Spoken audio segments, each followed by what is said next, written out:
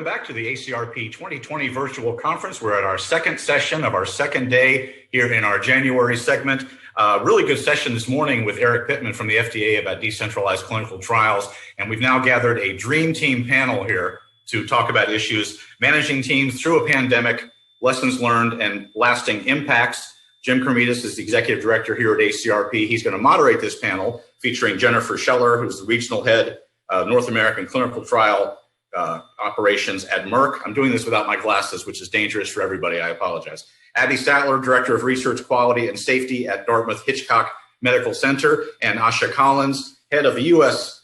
Country Clinical Operations at Genentech. I've had the chance to interview all of you in the past. You've been great sources for me, and I want to thank you for that. Before we get started, our panel is going to talk for 40 or 50 minutes or so. We're going to leave time for your questions and answers at the end of the session. I'm sure the panelists, if we run out of time, and we've had a lot of spirited discussions and a lot of questions in our sessions this morning and yesterday, so we have not been able to get to all the questions at any session so far. So in that case, I'm sure the panelists would love to hear from you afterward, and we will also collect the questions and all the panelists will get them so that if we happen to not address any in this session, they'll be able to reach out to you afterward. We'll get answers to your questions. And a reminder, at the end of this section, we'll have a brief break, and then at 1:30 we have a Texpo session about eSource, why this is the platform of the future, and then we'll also encourage you to check out our virtual booths and Expo Center after that. So we've got some really good stuff here for you, but I want to stand aside now and let this dream team take over. Jim, it's all yours.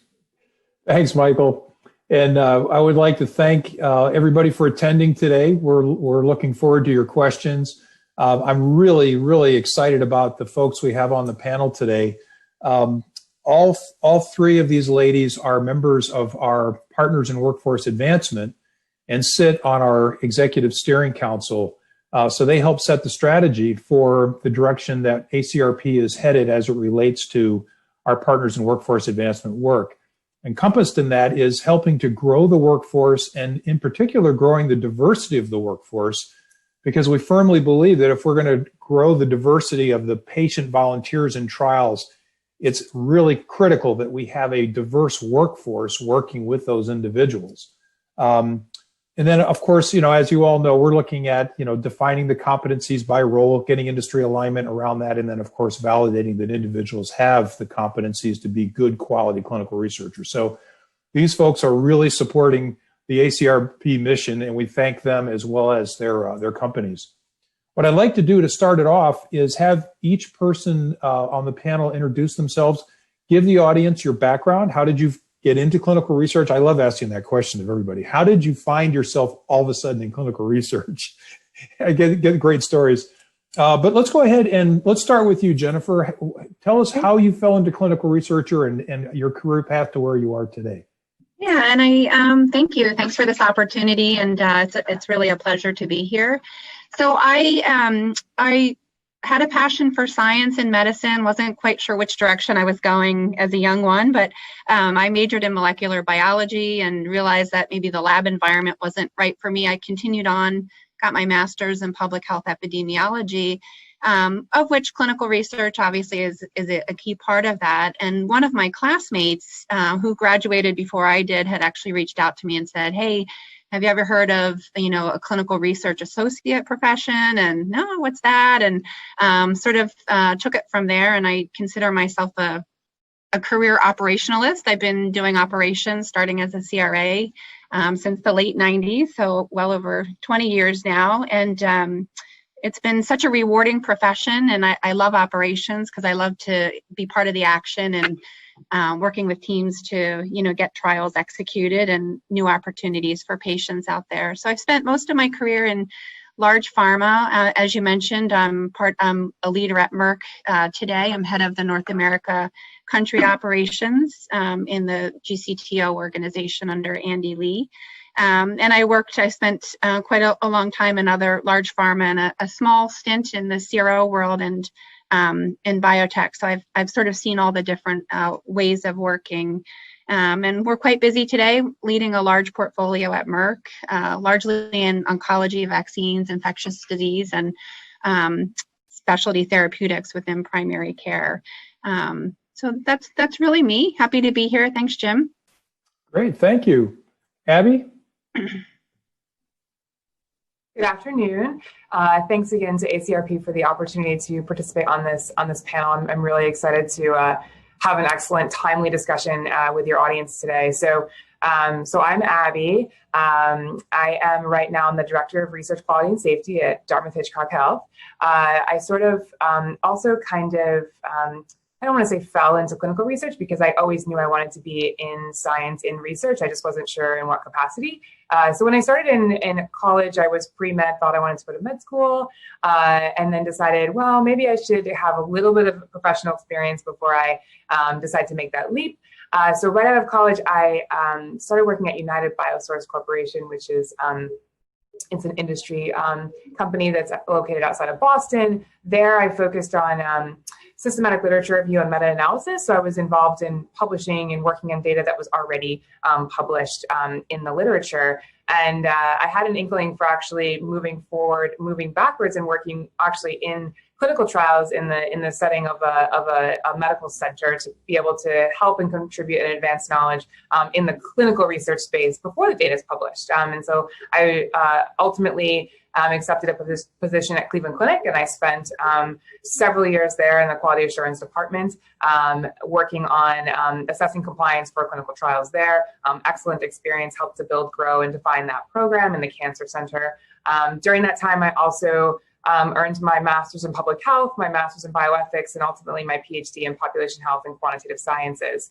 My PhD focused on assessing the appropriateness of eligibility criteria for clinical trials. So it was directly influenced by my professional experience, which I thought was a great connection. So have had the opportunity to advance knowledge in my own right as an investigator, and then also worked heavily on the operations side as well. And so now I'm here as the Director of Research Quality and Safety at Dartmouth-Hitchcock, and I am back in operations, leading, guiding, and directing efforts that help to secure compliance here at Dartmouth-Hitchcock. So again, thanks for the opportunity.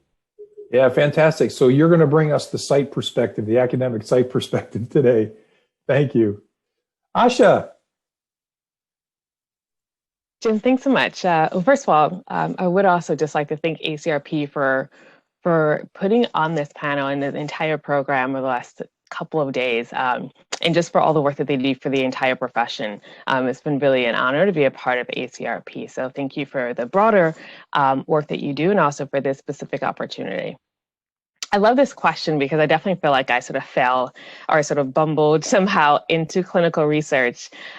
So my background is actually as a scientist. So I started off as sort of a basic scientist. Actually, my first time in a lab was actually in high school at a program, and where we were able to go to, I went to high school in Raleigh, North Carolina, where there are a ton of universities, and we had a high school college program where high school students could go into research labs. And from that time onwards, I just fell in love with research. That led me to actually get my PhD in cancer virology at Madison. And so I was on this really trajectory for sort of academic research and science. But then I took sort of a detour and ended up doing science policy in DC, working with the Cancer Genome Atlas Project, bioterrorism, because I'm a virologist, all types of fun things before I then sort of went into management consulting, where I then ended up working with lots of different pharma companies and biotech companies, and then working a lot with a lot of clinical development organizations, helping them optimize their operations. And that's really where I became really familiar with clinical operations, clinical research, and really just fell in love with the impact that this has on patients and the ability to sort of combine impact with patients and innovation. And that's really, outside of a stint in supply chain, that's really sort of where I've been for the last sort of decade or so.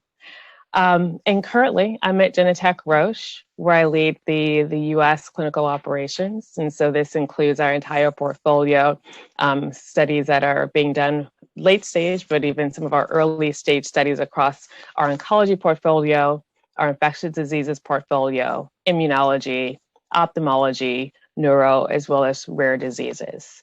So many of those teams that are executing our studies in the US, I work with those teams. So, and that's where I am. Excellent. Well, thank you. Well, speaking of virology, what we're going to talk about today is the impact of COVID-19, but not so much from a health perspective as from a clinical operations perspective. And I know, where I was, in fact, it's one of those things, years from now, you remember, when a big event happened. I remember sitting at ACRP talking with our staff about, what was going to happen because of COVID-19 about February last year when all of these things started to break. And, we had to make some pretty important and fast decisions. And so it put us in a very unique position in that, suddenly the world around us was changing. And as scientists, I think we're all we're very used to following our SOPs and our processes, and we feel like we've got things mapped out.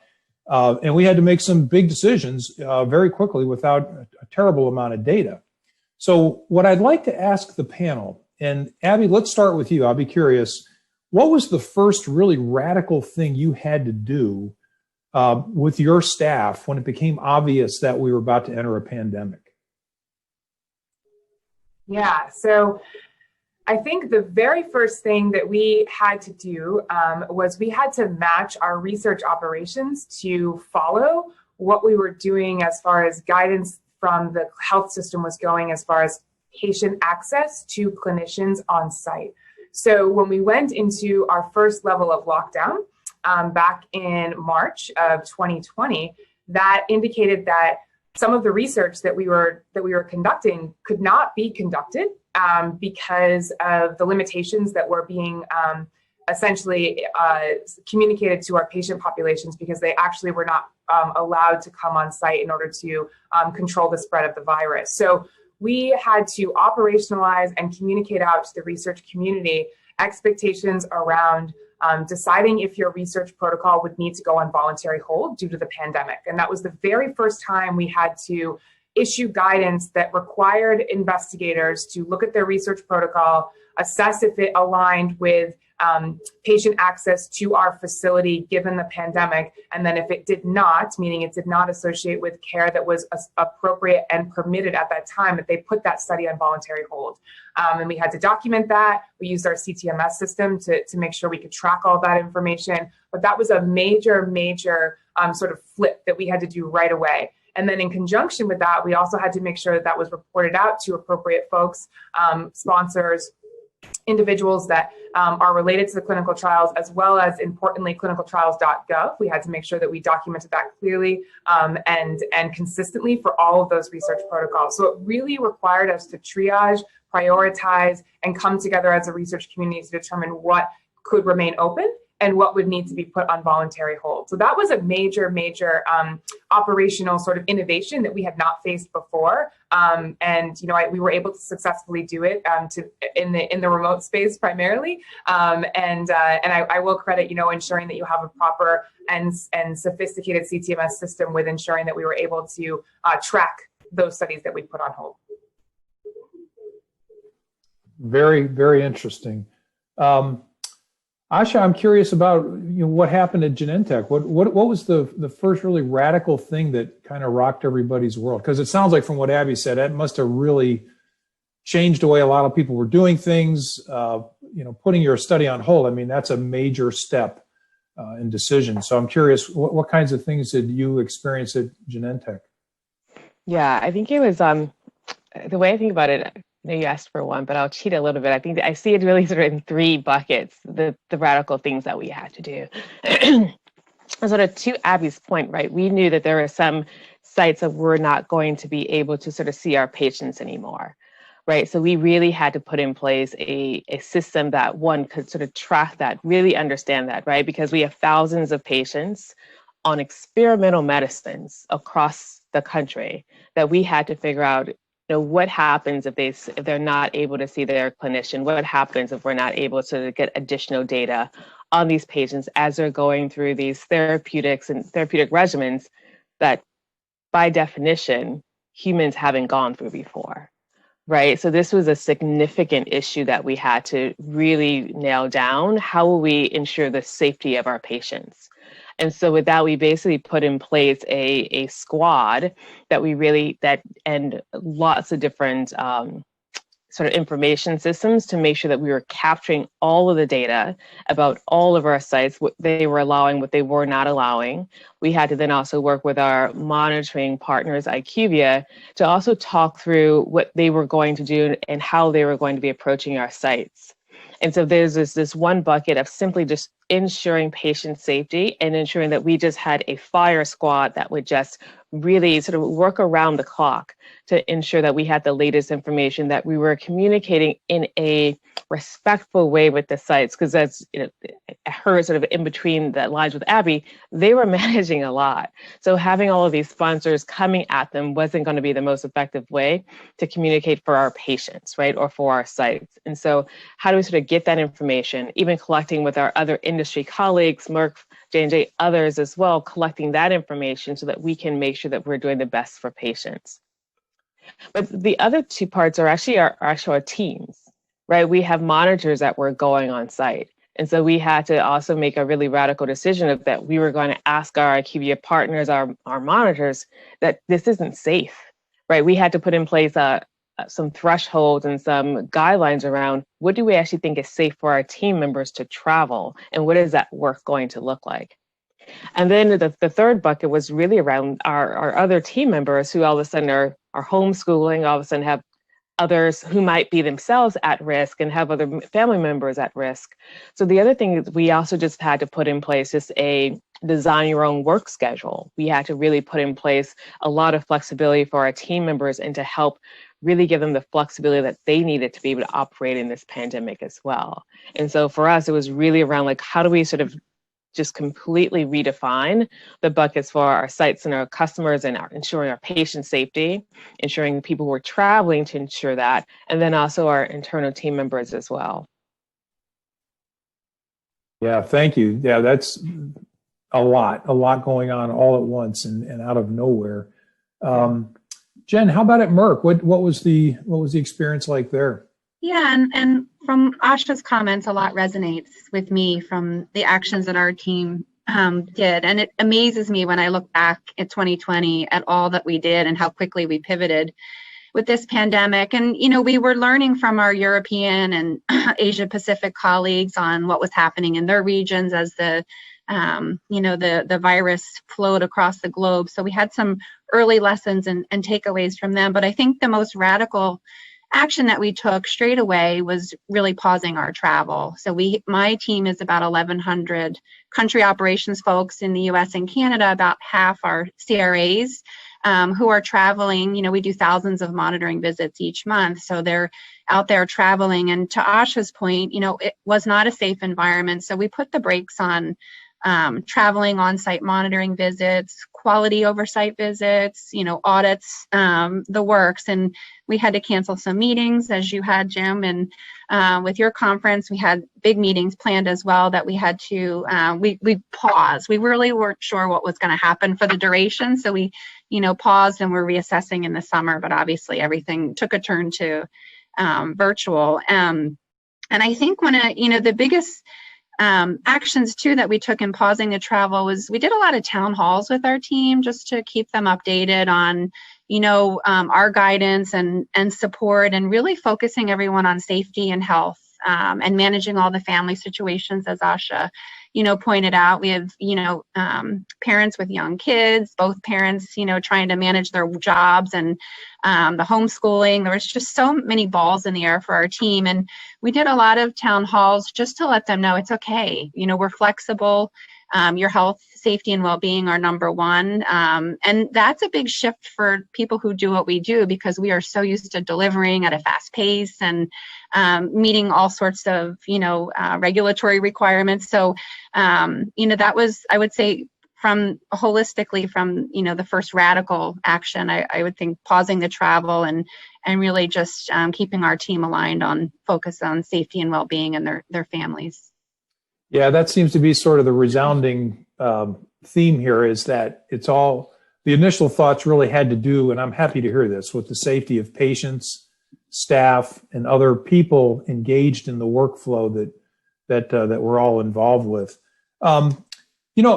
It's interesting though, because we all have our SOPs, right? The things that we do on a regular basis.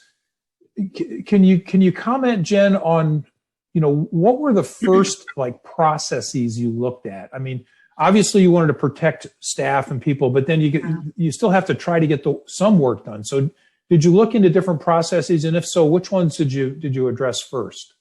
Yeah, and our mantra was no patient left behind. What could we do to help ensure no patient left behind? So Merck put multiple guidances together on alternative ways to conduct study visits, to give the study team some empowerment to say, hey, we can, do telemedicine or support the sites on getting IP shipped directly to a patient. We had, a gamut of guidance documents for the teams on how to manage that. And I think Merck did a really nice job to help support the teams and making sure that, the sites were supported and that patients could have different ways of safety and treatment follow-up. It was no patient was left behind was really, our mantra. The other piece I would say, especially for my region in North America, was really just looking at our remote ways of working with sites and, do we have access to source remotely EMR access? And even today, there's some sites that we work with that don't allow EMR access, even if you're on site. So there was a lot of discussion and collaborations with our sites to really work through any concerns or barriers and making sure we had agreements in place where we could, safely access EMR remotely. And we went from single-digit sites in Canada with this to over 55% of our sites in Canada where we're accessing remote source, which is pretty huge with all the privacy regulations there. And in the U.S., I would say majority of our sites are using EMR, and we've been able to work with them to do that so we could have continuity. I know source is only one piece of oversight, but it's a significant one that we focus on. Yeah, that's massive. Abby, it'd be interesting to get the site perspective. Jen kind of mentioned, working closely with sites was absolutely critical to make sure that data could be transferred, et cetera. By the way, one question that came in is you mentioned reporting things to clinicaltrials.gov. So if you could answer that question, like what kinds of things needed to be reported to clinicaltrials.gov, but also, the process thing, what processes did you look at first? Abby, you're muted. That's right. That's a quote of 2020. You're on mute. So to address the clinicaltrials.gov question, for studies, when you change the status of the study, you're open to enrollment, you're accruing patients, to voluntary hold, not accruing patients, you need to communicate that so that potential participants who are researching clinicaltrials.gov know what potential research studies are available to them, right? So we needed to make sure that we communicated that out appropriately. And actually, someone on my team sits on a clinicaltrials.gov task force, and they together sort of aligned with how that should be documented on clinicaltrials.gov. And went ahead and did that in a consistent and specific manner, which I thought was really great to make sure that the community came together from a research perspective to ensure consistency for participants who might actually be looking at research studies at different health centers. So that answers that question. Relevant to processes, so a lot of our processes do touch on what Jen mentioned around monitoring and access to records and so on and so forth, but from a site perspective, one of the first things that we actually did that I think was sort of a radical process improvement would be reassessing our pipeline. So we had COVID studies that they wanted to open here because we wanted to be able to, give patients in this community, in this rural area, access to experimental treatment. And in order to do that, we needed to reprioritize the studies that were in our pipeline. And so that was a really, really interesting and innovative process that we operationalized very quickly because obviously the pandemic presented a unique scenario that, again, trying to put patients first, knowing that these patients many were in critical condition and could have potentially benefited from experimental treatment. And we wanted to be able to hasten the time in which it took to open a clinical trial to gain access to these therapies. So that was radical. We worked with our centralized office to support that system. People kind of had a drop everything moment, and from their computers in their home, in their basements, wherever they were, came together and said, we're going to make this happen. And the clinicians on site did the same. And I'm really, proud and happy to report that we were able to open 2 phase 3 clinical trials here at Dartmouth-Hitchcock in 6 working days, which is an incredible achievement for us. I've been in clinical research for a long time, and it takes hundreds of days to get a clinical trial open between negotiations and operations, study feasibility, so many different processes and procedures that are required.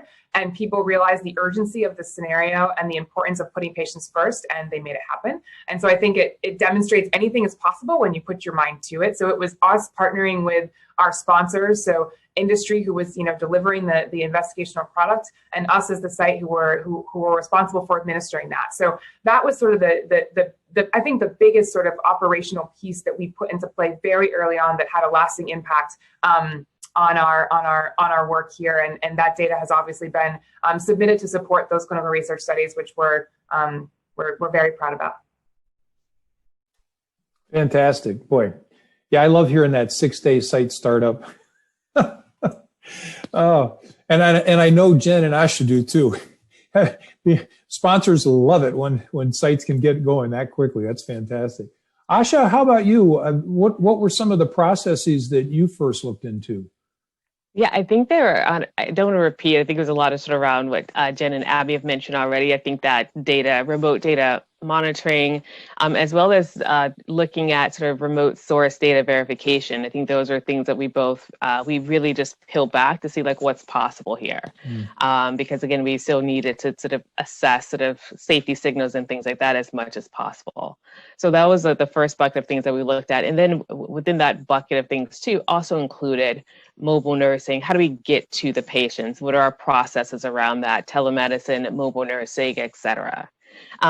The other thing that we also looked at that outside of that bucket of things was actually supporting our sites. And so especially within sort of our global research infrastructure, the US healthcare system, as you know, is a little bit different. And so what we saw was a risk around, especially our private practices that are seeing our patients. So these are effectively small businesses that weren't getting their revenue streams. And so we wanted to proactively support those businesses just to ensure that we wouldn't actually see, as a result of this, a decrease or a compromise in actually the healthcare infrastructure for the US, right? So we had a lot of sort of these small clinics or private practices closing, patients wouldn't be able to be seen. And so we took a look at our processes and our ethics around how can we support these clinics to ensure that they can still be commercially viable so that they can still continue to see patients throughout this pandemic and afterwards, and that they won't be at risk of closing down. And so that was a really big one that we had to look into, because it brings up so many issues around incentive, around ethical issues, and also too, talking to our Swiss lawyers, it's a unique situation for the US because of how our healthcare infrastructure is set up versus other countries. That is an excellent point. We actually did something too where we had a GoFundMe page to help raise money for people who had been furloughed, and it worked out quite well. But you're right, that was a major concern. In fact, it's interesting because one of the questions that just came in from an attendee is, has early termination been required for participants in geographic areas where hospitals are either shutting down or, shutting down their operations, or partially or even completely? Are we still seeing a delay in some of the studies from your perspective anyway? I know what data we have, but I'm curious what you're seeing in terms of studies being slowed down or shut down because of COVID at this point, due to the fact that a lot of the resources in hospitals are being, reallocated to those COVID patients. I think we're seeing it again. So I think we saw sort of in this sort of the second wave, this sort of Thanksgiving, Christmas time period, we've seen some sites sort of closing or only being able to sort of manage COVID patients, and or just not being able to see clinical trial patients, and having sort of to pause, to slow down, to reassess how we actually continue those trials. We haven't done any early termination, but we have definitely put things on pause, and things have sort of slowed down. I'm curious, at your place, as again, as a large academic institution, are you seeing that at this stage? So we have made every effort to ensure that we are able to continue to provide accessibility to our research protocols that remain open for our participants. So we have made that an institutional priority because I think we all understand, especially for those life-threatening diseases such as cancer, that sometimes an experimental treatment is patient's only option. So we have made adjustments even in this second wave to try and ensure that we are able to deliver these important clinical trials to these individual participants and not abruptly change their therapy course due to COVID. So we have done that. Unfortunately, there are scenarios that are presented because of COVID that we cannot avoid due to accessibility. And so there have been times in which, there have been situations where we've had to either be innovative or like I said, put a study on voluntary hold and indicate for the individual participant that their participation would be paused for a period of time until we could safely deliver that research protocol. Those primarily were for studies that were non-interventional. So if they didn't overlay with standard of care and they were already coming into the clinic, we did make a thoughtful sort of risk assessment of, does it make sense to expose them to potential, a potential space where they could contract the virus just to be part of a research study that's non-interventional, and that had to be, really assessed by the clinical team and determined. But yeah, we made as many adjustments as possible, but there were certainly scenarios that we couldn't avoid. But we're doing everything we can to continue to provide access to these trials. Good. Hey, Jen, just a little shift of gears here, back to the whole issue around processes and radical changes that needed to be made right away. In the normal environment, anytime you try to drive change, at least this has been my experience, is there's always the early adopters, and there's always the people that are not really that interested in changing the way they do things. Did you run into any type of really heavy pushback or roadblocks when you were implementing the things you all were doing at Merck, or did everything go pretty smoothly? I mean, even if it did go smoothly, it probably took a while to get the whole team on board. But I'm just curious, what kind of roadblocks did you run into? Yeah, and I think change management is its whole activity in and of itself. And imagine all the change in processes and then change at home. I think people were just overwhelmed with all the new processes and changes, and it was a struggle for folks to keep up. We did, a lot of information sessions to go over these new guidance documents, and very well attended. We've built teams of SMEs, subject matter experts, in areas that we didn't have before, to really understand all the systems and tools out there that sites could utilize, the e-reg platforms, barriers to get access to EMR, and making sure that we're protecting privacy. So we still have those teams in place, the SME teams in place, running office hours every week, and it's attended by hundreds, coming through with questions. And because each site has, sort of a different landscape and capabilities, and how can we support them? What could we help offer? And we had to learn ourselves. There's, I think there's 70 plus different EMR systems used out there. We were tracking and trying to understand. We did a survey to understand all the different tools and platforms that our sites are using for the reg binders, and even, some creative ways of using those for looking at what's in the pharmacy. And so I think, the team has done a remarkable job. We didn't pause our trials. We kept them ongoing. They have a global footprint. So, you can adapt and add rescue countries, where one country is slowing down. I think, that was sort of helped us, with continuity. But I think change management still is an issue. And I think, in 2021, one thing our leadership team is really going to focus on is making sure we're creative in our virtual ways of engagement, because it's, it's hard. We're humans. We need to see each other and have these interactions, although, it's great that we have these forums, but how can we, be even more creative on our engagement and all the virtual interactions to not overload folks? Well, that kind of brings me to the next question. So of all the things that we had to implement this year across the industry or within your organization, what do you think the ones are that we really hadn't fully embraced in the past that going forward will stick? with the industry. Yeah, and for me, remote source access, as basic as it sounds, I'm seeing sites that are changing their longer term policies post COVID on, the CRA footprint at a site and what they'll come on site to do, and what could be done virtually. So I think the remote source access will increase. I think in the US, about 70% of our sites use EMR, about 30% use paper. So I think we'll see more sites maybe shift to eSource platforms, and sounds like it's coming up in one of your tech expos too, to be able to facilitate this. And so we can adapt along the way. I think, e-consenting and different ways to support patients to have more flexibility in the way that they conduct visits, that will probably stick as well. Telemedicine was really something we all embraced, I would say, in 2020, and it's hitting us individually. When you have your personal doctor clinical appointments, it's been a change that's probably here for the long term. Yeah, I agree. Asha, what are your thoughts? What do you think is going to stick? I think I would actually just echo what Jen said. I think those are exactly probably the top ones. The other thing I probably would just add is the ability for our teams to work a bit more asynchronously.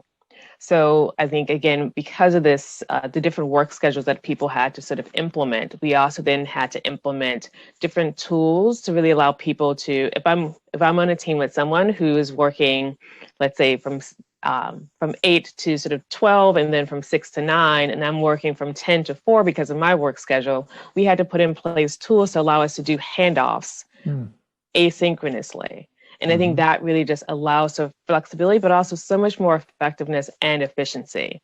And I'm really hoping and thinking that those are also going to be some of the tools that will also stick, because that actually just makes for a much more functional team. Oh, that's interesting. That's very interesting.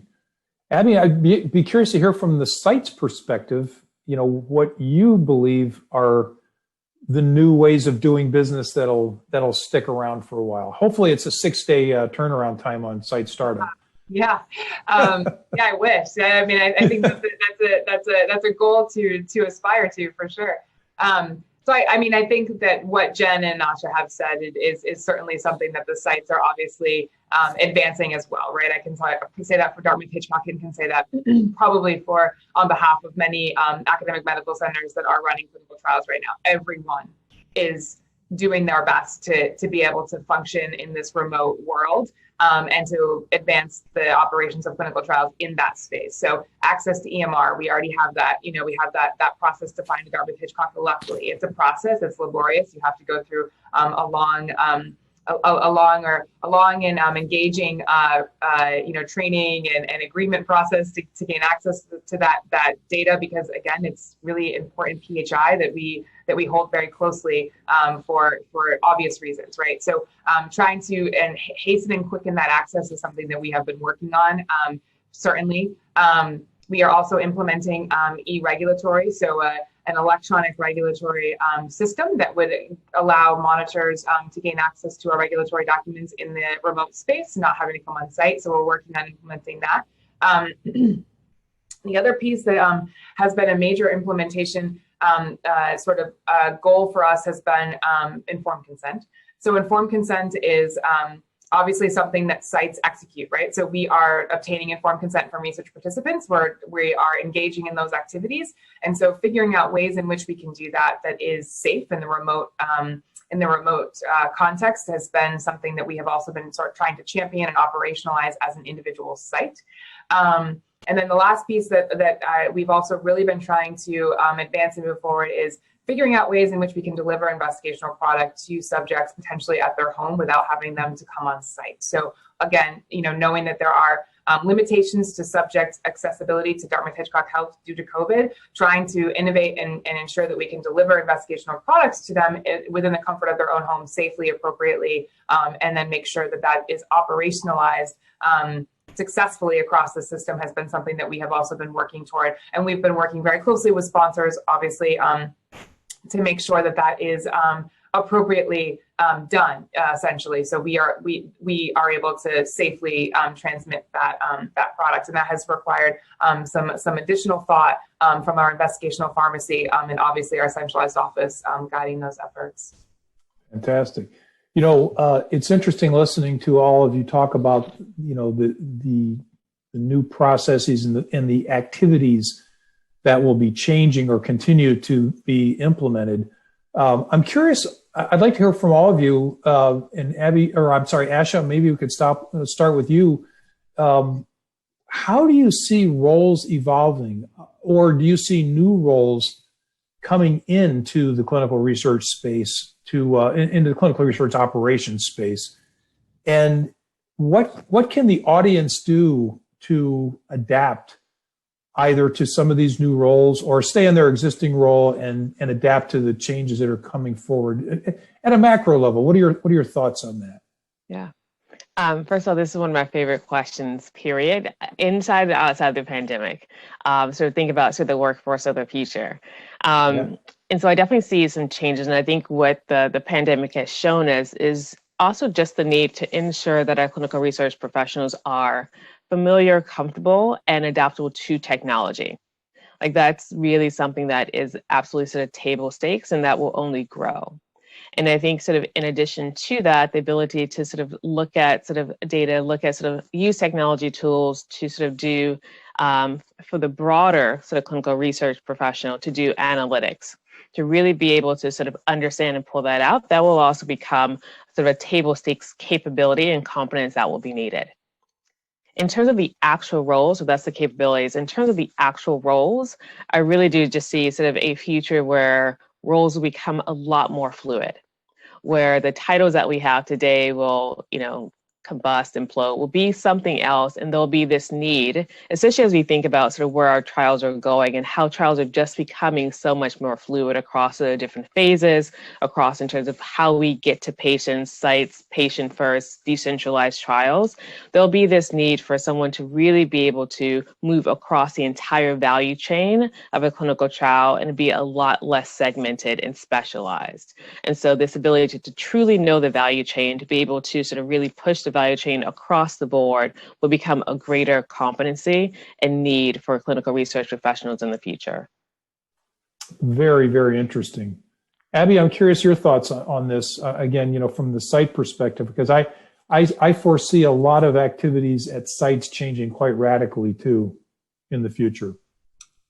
Yeah, so I think the ability to adapt, the ability to think about innovative ways that sites can utilize individual personnel or even individual centers to optimize research operations. So one of the things that we did at Dartmouth-Hitchcock that was very successful was we have what's called a clinical research unit, or CRU, which is a centralized unit that actually does provide support to investigators that need support for their clinical research. So if it's not embedded within their own division, that centralized office will help to provide operational support to execute clinical trials on behalf of the study team. So what we did actually at Dartmouth-Hitchcock was all of our COVID studies went through that central office, and it was wildly successful because we removed all decentralization. We put it all into one centralized team of highly proficient nurses, research coordinators, and regulatory affairs professionals who ran those studies, executed those studies, and then were able to adapt and gain best practices from each other in that small space that was specifically focused on COVID research. So I think the ability for sites to think innovatively about how they can work across different, even disease areas, to be able to devise, centralized teams that, as Asha was indicating, can easily adapt and function in a centralized fashion in order to expedite, open to accrual, open to study activation operations, or even operations throughout the course of a clinical trial. So thinking about ways in which you can de-silo yourself and centralize yourself as much as you can, so that you can support the needs of clinical research in the here and now, because they're evolving, they're changing, they're going to continue to move beyond, where we even are at this moment in time, right? So I think that's an important piece to understand. The other thing I wanted just to mention that I didn't have the opportunity to say earlier in one of the questions that came up was around some of the challenges that we've faced operationally and some of the things that we are now faced with, moving forward, and ways in which we have had to rethink some of our operations. And I think important for the research community that's attending this panel to know is that the informed consent process for COVID patients in the state of New Hampshire presented a very unique challenge for individuals who were considering research trials here in our state. So I think it's important for the community on this panel who's participating to understand some of the challenges we experienced there and how we overcame them and the challenges that we faced, because I think others might also have this dilemma as well. So we had a state law that prohibited LARs, meaning surrogates or agents, to provide informed consent for participants on experimental treatment. So you can imagine how impactful that was in the context of a pandemic, because many of our patients that were here at Dartmouth-Hitchcock Health were intubated, so they did not have the capacity to provide informed consent for themselves. The only options, that the clinicians, were putting forward that would be the potential best option for the subject was experimental treatment, because COVID was new. There was no standard of care defined for that disease. And so the laws prohibited, though, us being able to move forward with informed consent for this patient population. So this was something that was sort of extraordinarily important for our state, extraordinarily important for our health system. So actually what ended up happening was the governor put into place an executive order and then eventually signed legislation that allowed surrogates or agents to provide informed consent for participants who had COVID-related complications or advanced complications. They were allowing those individuals to provide informed consent for those individuals, but very specific conditions had to be met, which means the patient had to be in a life-threatening scenario for which the experimental treatment was necessitated. They had to be incapacitated. They also had to, there had to be no other generalized acceptable therapy that was available for that particular complication, COVID being the complication in question at this point. And then also you had to confirm there was no living will or knowledge that the individual participant had wishes to not consent to an experimental treatment. So this was highly, highly, highly complex.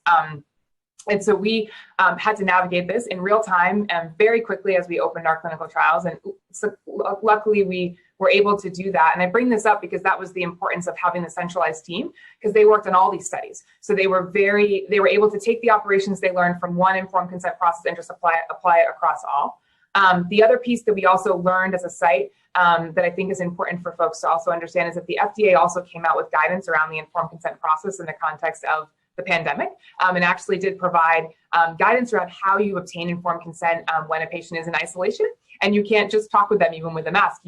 There are only certain people that are allowed to actually be in that individual patient's isolated room. So there are guidances around that the FDA has put into place, which we also operationalized. That's great, Abby. So what I'm hearing is the whole concept of centralization and standardization of some of the activities has really been beneficial.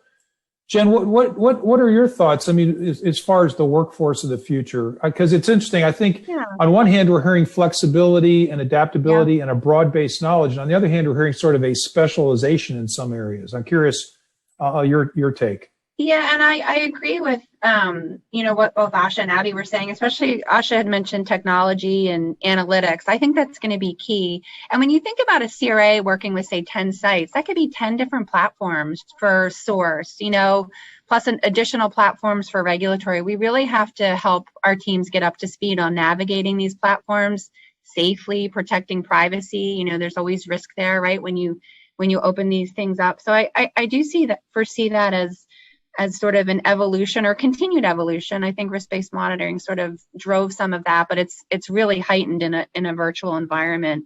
I also think, where there's a will, there's a way. And I think Abby highlighted the 6-day startup for the COVID trials. That would be fantastic, especially if the U.S. could kind of pick up from there and see where we've learned to cut some bureaucracy and administrative things and move our trials faster, especially as sometimes we get longer and longer in some of these trials, and we have cancer patients waiting, lots of patients waiting for us. So I would love to see some of that move. Maybe that's my dream role, or a partnership, with our sites in this environment today. But I do think technology, analytics. I also think we have to get really good at communicating virtually. When you're interacting with someone face to face, there's a lot of nonverbals that come across, and we don't have all of that. So we have to be good on taking time to recognize the positives, like what are people doing well. I've seen the teams, sharing a lot of great job to the team, great job to individuals, and very specific recognitions. That goes a long way, and it's important, I think, for us as sponsors to connect with our sites in that way as well, to know that work is appreciated. And at the end of the day, we have an important mission, all of us, and that's what keeps me motivated. I saw some questions in the chat, but I really try to remind myself of what we're doing here together and the bigger picture at hand, because cancer is not going to wait for a vaccine, right? We have a lot of precious work in the queue. Absolutely. Well, listen, we have about 10 minutes left. I'm going to invite Michael to come back. We've got a lot of questions that have come up in the chat throughout the course of the conversation today. Michael, can you jump in and maybe guide us a little bit on some of the questions that have come in from the audience? Night coverage. There's tons of stuff coming in here, and I've shared some of the questions. Some of them I've not sent to. So I'm going to back up because I know some of the questions you guys have addressed. Well, one that I saw Jen just alluded to, which is, how do you keep your staff motivated? Right, that's one of them. We've touched on this a little bit earlier today, but this whole question of your workflows changing, and for a lot of people having to work from home, it changes their entire way of getting things done. With managing kids and family issues and the whole work-life balance thing. If you had it in balance in the first place, which is not easy, but if you did, it was throw that out the window because everything kind of went crazy at once. How do you keep your staff motivated? So I'll jump in here. I think research is currently part of the international public conversation, right? With the advance and the approval of the vaccine, which obviously was approved because of clinical trial data. Mm-hmm. So helping the researchers and the folks that I work alongside understand obviously the implications of the work that we do on a regular basis, helping to motivate those folks to say the work we do is really important every single day. Whether it has to do with the vaccine or not, it's research that will hopefully advance medical care for individual participants as we advance through time. And so I think sort of trying to add and engage some meaning to everyone's work, I think is really helpful, especially when you're isolated at home. But also, trying to focus on the fact that research is really important, and the advances we're making right now with COVID, as far as treatments go, and then the vaccine, of course, are just obviously heightening the importance of the everyday work that we do. Here. Yeah, I bunch of other absolutely agree. Oh, sorry. Okay. Sorry, I'm trying to get the questions in here before we run out of time. We can go a little bit over, but here's a question. Did you have to close down any sites because of financial loss and operational difficulties? How did you overcome obstacles for labs needed for drug studies? Jen or Asha, thoughts on that? Yeah, we didn't close any sites. We did support them with contract coordinators, and we don't have clawbacks in our contracts. I know that was an ask. I think you guys led on behalf of sites to make sure that we're not holding monies, and we did that exercise just to QC, but we didn't close any sites. We did have to transfer a patient. I remember in one situation where the site went bankrupt and closed their doors. There was, no option for other activities there, and we transferred, I think, another patient to a site that wanted to focus on COVID. And I think, as Abby was saying, to prioritize their portfolio. The lab question, I know we put guidances in place to allow for local labs where needed, where patients couldn't come into the site. I think maybe that addresses the question, at least from the Merck side. I don't know, Asha. Yeah, I think we did some. So again, we also didn't, we wouldn't shut down sites, and for the most part, we didn't have to deal with any of those issues of sites sort of completely shutting down, but definitely sort of some transfer happened just because of prioritization. And then in terms of the labs, I think this is where we really try to go back and work with either our clinical science team to really ensure and look at the protocol, right? To show like what is actually needed. Is there a way for us to even simplify things? And then also how does mobile nursing come in? How do we, or mobile labs come in too, right? I mean, I think for one of our PIs, we were able to put in place a mobile truck so that we could actually deliver those, we could have actually the PI and our staff actually go out to patients to actually do some of that work. So some of it was simply delayed, some of it was sort of streamlined, and the protocol was reassessed, and at other times we were able to actually get them done in a more virtual or sort of more remote way. Another question, a struggle we are seeing is the request for PRN research staffing for sites. The current demand for CRCs and CRNs is very high, and PRN jobs can't compete with those offering guaranteed hours. Do you foresee a model change to pay for a minimum guaranteed hours in order to keep these trials on track?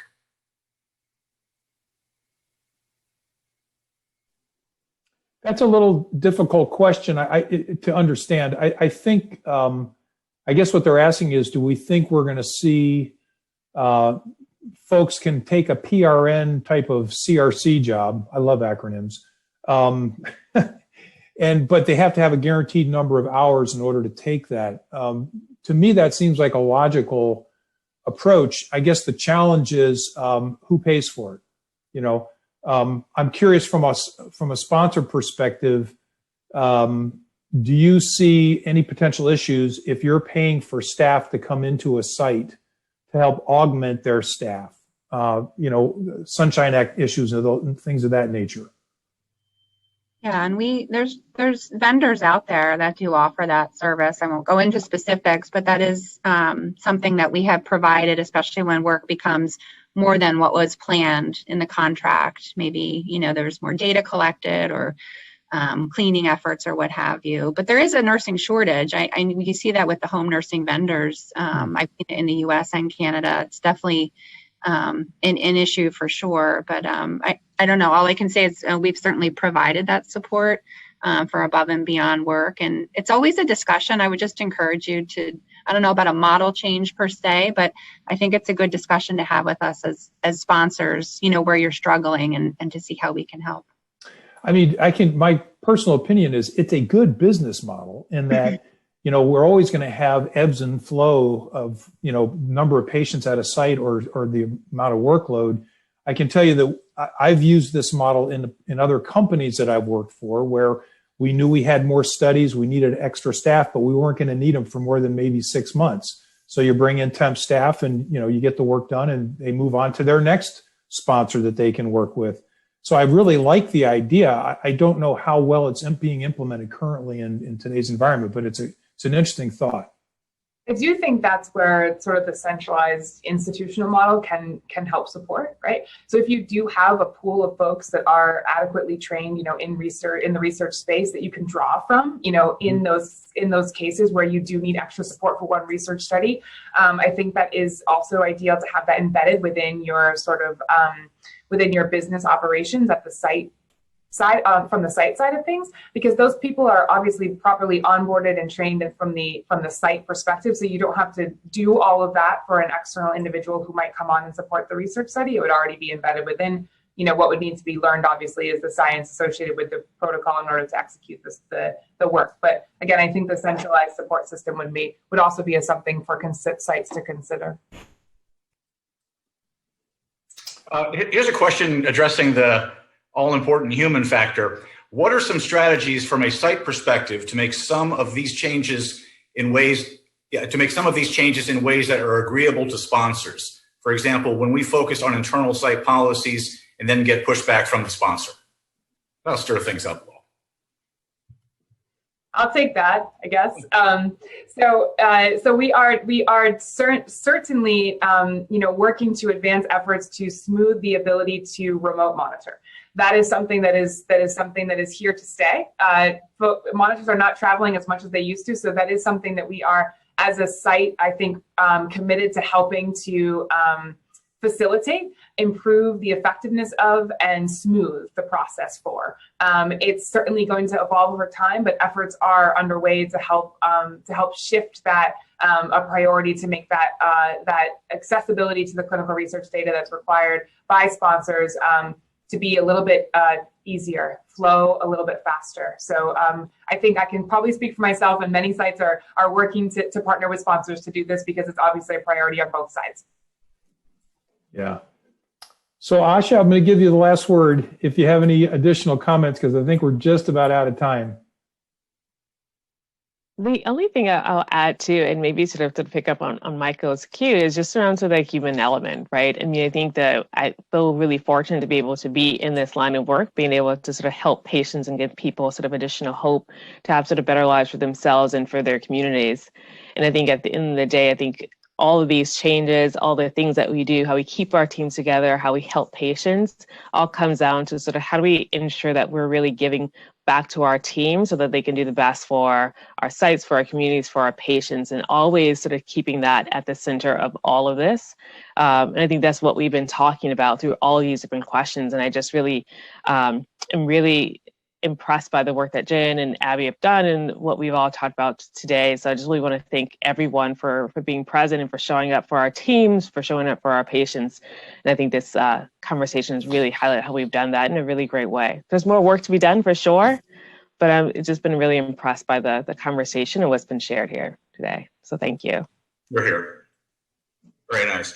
Well, we're about out of time. And if anybody has any final comments, we are going to take a break just after this. And in 15 minutes, we'll be back with a Texpo session about eSource. And we've talked about that a little bit in this session. It's about why this is the platform of the future. And we've got two really good speakers that you'll hear about in about 15 minutes. So if anybody has any final thoughts before we sign off, I want to thank all of you for participating. I do want to say at the very beginning, one of the attendees commented how impressed they were by the accomplishments of the ladies on the panel, which I think is amazing. Jim, you and I were not mentioned, I hate to say, but I can understand. I can understand. But thank you all. Anybody final thoughts, anyone? And or we'll take a short break here. Just to say thank you. Great All right. discussion. Thanks Thank all. you all so much. We'll see you all. Thank you guys. Bye. Thanks for the opportunity. Bye. Appreciate Bye. that. Thank you so much. 1:30. Take care.